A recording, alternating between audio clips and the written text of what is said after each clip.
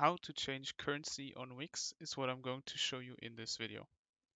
We'll start off by logging into a Wix account and going to the dashboard of the website where we want to change our currency on.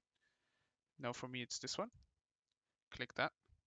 This will get us to the dashboard of that website, as you can see in the top left. Now the next step would be to click Settings in the menu bar on the left.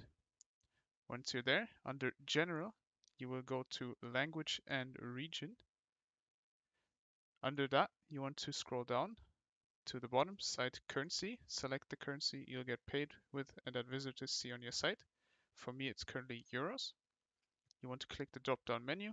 You can change it to Afghan Afghani, to any of these, Belize dollar, Canadian dollar, any of these.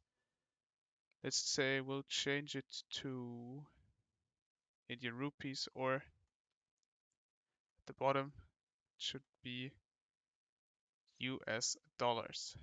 Now, changing your currency, make sure that payment providers that operate in your location are able to accept payment in this currency. Payments in this currency, got it. Hit save.